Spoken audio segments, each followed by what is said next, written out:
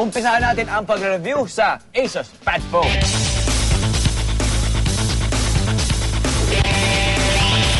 Asus Padphone, ito ay 3-in-1. Pwede siyang laptop.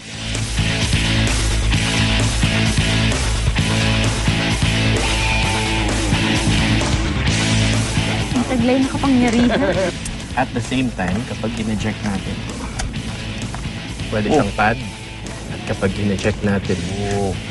So meron na akong... May lalagyan ng cellphone. Yung cellphone niya, yun yung nagpa-power sa mismong tab niya. Clap, clap, Clap, clap, clap, slow clap. Mayroon daw 8-megapixel camera at HD 1080p video recording ang Asus Padphone.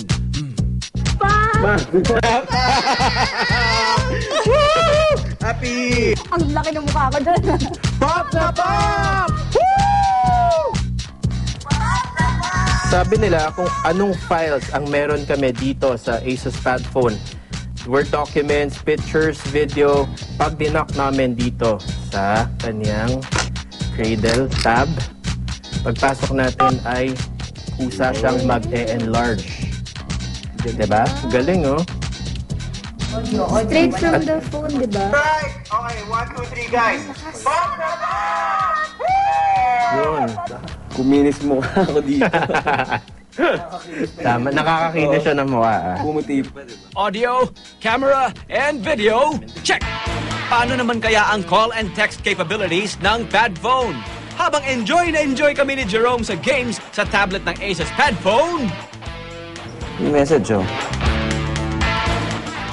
aba, at pwede ka rin mag-reply agad-agad gamit ang tab ng Asus Padphone. Ayun, oh. Pumasok yung number. Sagutin natin.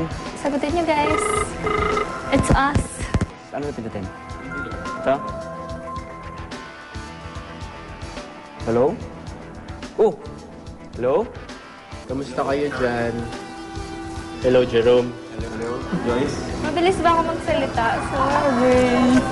Kamusta na rin? Malamig ba dyan? Sapatos ko size 8 brown, ha? Kahit naka-tablet mode on ang Asus Padphone, nakausap namin sina Joyce gamit ang stylus. Hello? Yes. Ready ka na? Mukhang nag-click na agad ang mga reviewers, ha? Eh, ang Asus Padphone, mag-click din kaya sa kanila para umani ng pop points?